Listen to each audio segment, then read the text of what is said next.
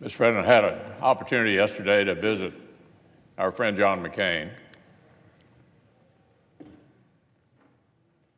A beautiful location, Sedona, about a 2-hour drive from Phoenix. John and Cindy and I had a chance to sit on the back porch and reminisce about our friendship and all we had shared over the last 30 years.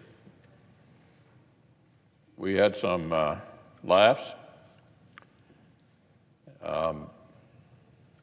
mainly reminisced about the battles. Sometimes we were on the same side and sometimes we weren't. But one thing about our colleague John McCain, you'd rather be on his side than not. But for 10 years, we had very vigorous debates about an issue he and I both cared about, and we were on the opposite sides. Ended up going all the way to the Supreme Court. He won and I lost. And we worked hard to establish a new relationship after that vigorous battle of a decade. We all know his story all too well, a genuine American hero. We admire the tenacity and the grit that it took to survive those 5.5 years in the Hanoi Hilton, and the way he refused to go home early, as he certainly could have, given the prominence of his father's position in the Navy. It's pretty hard, Mr. President, to think of any serious issues facing our nation without recalling the role that John played in so many things that are important to our country. The last few years, I'm sure the occupant of the chair would agree with me, we sort of thought of him as the shadow Secretary of State during the Obama years, as he traveled the world, sometimes on a long weekend, to some of the least desirable places to visit.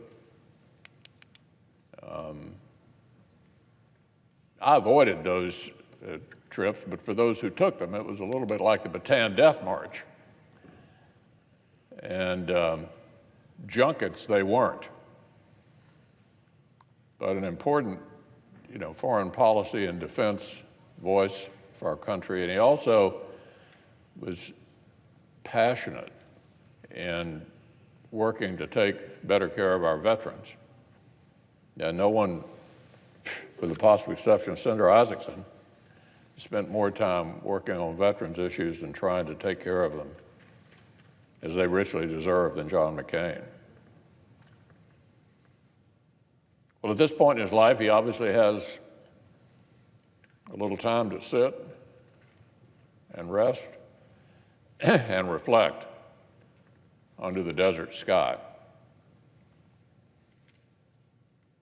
to simply take in the beautiful, peaceful nation he's worked so hard and so long to protect and pass on to all of our children. One thing we all know about John that remains the case today, he doesn't have a relaxed bone in his body. And he has still plenty to say about work, I assure you. He misses his colleagues.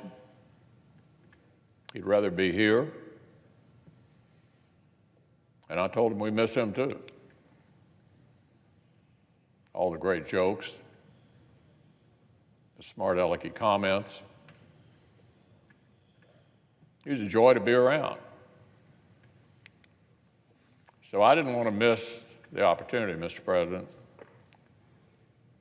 to tell him how much his friendship meant to me. And so that's why I was out there this weekend.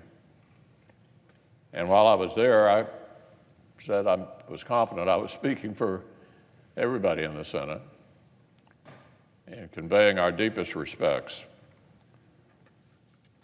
to him